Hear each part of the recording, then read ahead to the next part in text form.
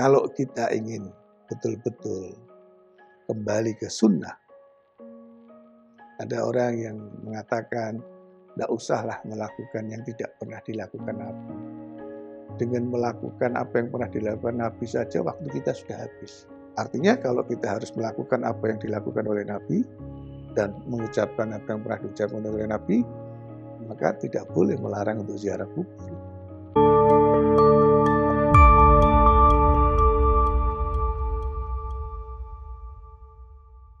Assalamualaikum warahmatullahi wabarakatuh.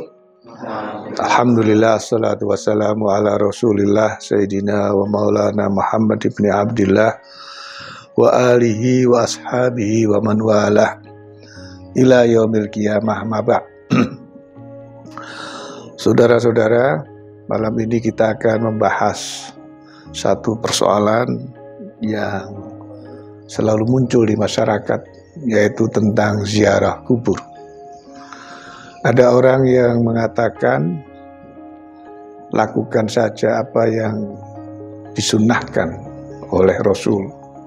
Sunnah yang berarti apa yang diucapkan oleh Nabi, yang dilakukan oleh Nabi, dan yang menjadi ketetapan Nabi.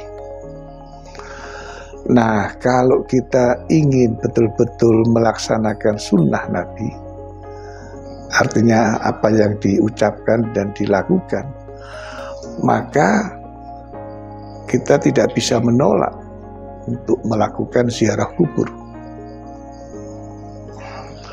Kalau ada yang mengatakan karena ziarah kubur itu dikhawatirkan akan melakukan perbuatan syirik, mensekutukan Tuhan, ada banyak perbuatan amaliyah lain yang juga punya potensi menjadi syirik.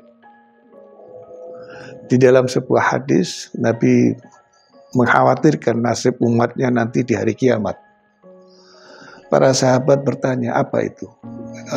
Syirik kecil yang dikhawatirkan nanti di hari kiamat. Kanjeng Nabi mengkhawatirkan nasib umatnya yang kena syirik yang kecil, syirkul asghar, bahkan bisa menjadi syirik yang besar.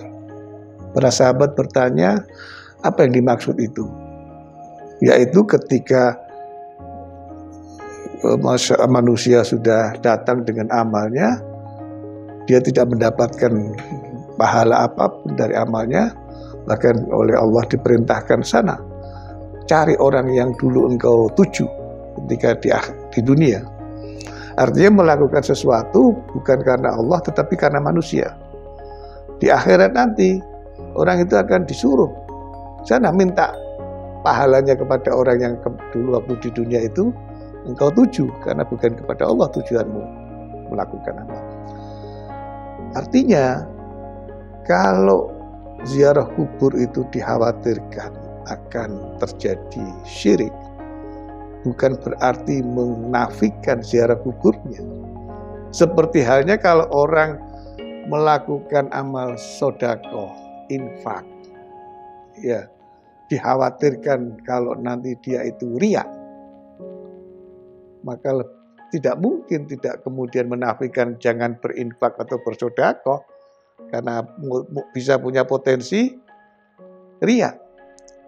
Syirik kecil yang dikhawatirkan oleh Kanjeng Nabi itu adalah riya, yang nanti di akhirat orang itu tidak akan mendapatkan apa-apa, malah dia disuruh menuju kepada orang yang dulu diriyai itu.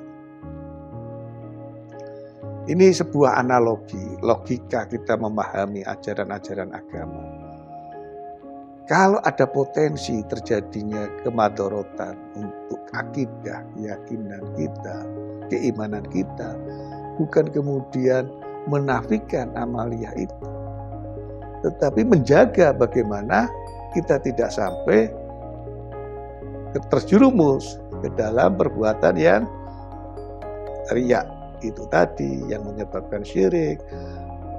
Ya, tidak bisa dipungkiri memang ada orang yang ziarah kubur bukan berdoa atau mendoakan kepada ahli kubur, tetapi meminta sesuatu pada ahli kuburnya. Nah, itu yang tidak benar. Apalagi sampai kemudian menyembah-menyembah Tapi bukan berarti kemudian melarang ziarahnya. Yang salah itu yang harus diluruskan. Nah,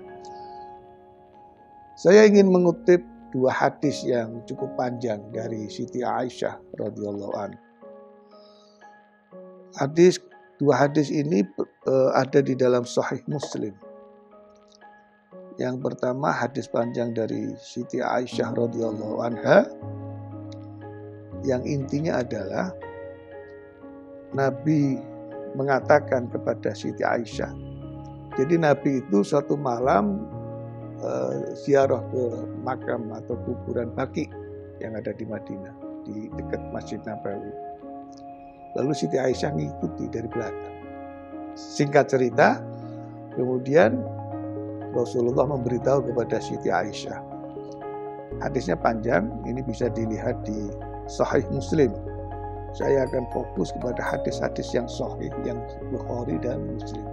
Meskipun ada beberapa hadis yang berkaitan dengan ziarah kubur yang diriwayatkan oleh Abu Dawud, oleh Imam Tirmidzi, oleh para imam yang lain termasuk disahihkan. Tapi untuk menghindari keraguan, biasanya kalau nggak Sahih Muslim dan Sahih Bukhari masih diragukan validitasnya. Nah, Kanjeng Nabi kemudian memberitahukan kepada Siti Aisyah tentang apa yang dilakukan oleh Kanjeng Nabi. Inna rabbaka ya'muruka. Kanjeng Nabi mengatakan, Inna rabbaka ya'muruka an ta'tiya ahlal baqi fatastaghfir lahum. Jadi ada perintah dari malaikat Jibril kepada Kanjeng Nabi yang artinya sesungguhnya Allah memerintah engkau wahai Nabi untuk mendatangi penghuni makam Baqi dan memohonkan ampunan kepada mereka. Siti Aisyah radhiyallahu anha kemudian bertanya, "Kaifa aqulu lahum?" Aku bagaimana? Apa yang harus aku baca, aku doa untuk mereka ketika ziarah? Ya Rasulullah. Qala Rasulullah menjawab, "Quli," katakan wahai Aisyah radhiyallahu anha, "Assalamu ala ahli diyar minal mu'minina wal mu'minat wa yarhamullahu al-mustaqdimina minna wal mustakhirin wa inna insyaallah bikum lalahiqun." Sahih Muslim, kalau di dalam kitab ini nomornya 2256. Saudara sekalian, memang dulu awal-awal Islam, Kanjeng Nabi itu melarang ziarah kubur. Periode awal Islam. Kenapa? Karena masyarakat jahiliyah masih sangat kuat. Orang yang menyembah berhala itu masih sangat banyak. Dikhawatirkan kalau kemudian melakukan ziarah kubur seperti yang dilakukan oleh masyarakat jahiliyah sebelum Islam. Yeah. Oleh karena itu, di dalam hadis juga ada nasikh mansukh yang dihapus dan kemudian yang menghapus. Ziarah kubur termasuk dalam sebuah kalimat hadis yang diucapkan oleh Kanjeng Rasul, ada nasikh mansukhnya. Karena beliau mengatakan di dalam hadis Sahih Muslim nomor 2260. Saya baca poinnya, penting saja. Qala Rasulullah sallallahu alaihi wasallam, "Kuntu nahaitukum an ziyaratil kubur fazuruha." Ada terusannya. Saya ingin menjelaskan yang pertama. Artinya begini. Aku sesungguhnya pernah melarang engkau untuk melakukan ziarah kubur. Itu dulu. Fazuruha. Ada hadis lain di dalam riwayat hadis yang lain. Fazuruha, tidak hanya berhenti di situ. Berziarahlah karena dengan ziarah itu akan mengingatkan akhirat. Karena dengan ziarah itu akan mengingatkan kematian. Karena dengan ziarah itu akan melunakkan hati kita. Akan mengingatkan kita akan kematian, akhirat, dan membuat hati kita. Bahkan mungkin orang bisa menangis ketika ziarah kubur. Jadi kalau kembali ke tadi itu, kalau kita melaksanakan ziarah kubur, apa yang kita ucapkan? Assalamualaikum. Kemudian memohon ampunan kepada mereka. Assalamualaikum itu menjadi sebuah kalimat khitab, ada yang diajak bicara. Ya. Itu artinya mereka yang di alam kubur itu mendengar apa yang diucapkan oleh kita yang memberi salam. Karena kalau di dalam struktur bahasa Arab, kalau itu bukan benda hidup, itu menggunakan kata ganti orang ketiga. Ini yang dijelaskan oleh beberapa ulama, termasuk di dalam kitab. Kalau saya membawa kitab yang lain, Ar-Ruh karangan Ibnu Qayyim Al-Jauziyah. Di kamar, masih di dalam kamar. Kitab Ibnu Qayyim Al-Jauziyah Ar-Ruh menjelaskan, mengutip pendapat dari ulama-ulama yang lain, Assalamualaikum itu berarti yang diajak bicara itu hidup. Kalau tidak, itu Assalamualaikum, salam untuk mereka, bukan untuk kamu. Ya, cuma kita tidak lebih mendengar dari mereka. Kita tidak bisa mendengar mereka. Loh, kalau kita jawab, kalau kita memberi Assalamualaikum, kok terus seluruh yang di kuburan menjawab Waalaikumsalam, apalagi malam hari, lari. Montang-panting kita, mesti ketakutan. Iya, bayangkan. Assalamualaikum ya ahla diyar. Di situ ada satu komplek ratusan orang. Waalaikumsalam. Lari pasti. Puyuh-puyuh bisa.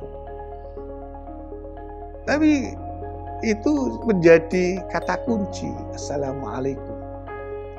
Nah, tidak hanya sampai di situ, tetapi kemudian mendoakan mereka. Kalau kita ingin betul-betul kembali ke sunnah, ada orang yang mengatakan tidak usahlah melakukan yang tidak pernah dilakukan Nabi. Dengan melakukan apa yang pernah dilakukan Nabi saja waktu kita sudah habis. Nah, saya sepakat.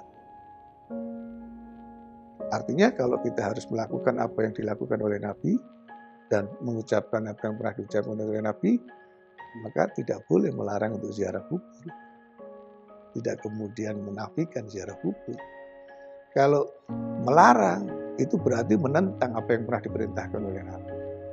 Kalau mencegah, itu berarti mencegah apa yang dulu pernah dilakukan oleh Kanjeng Nabi.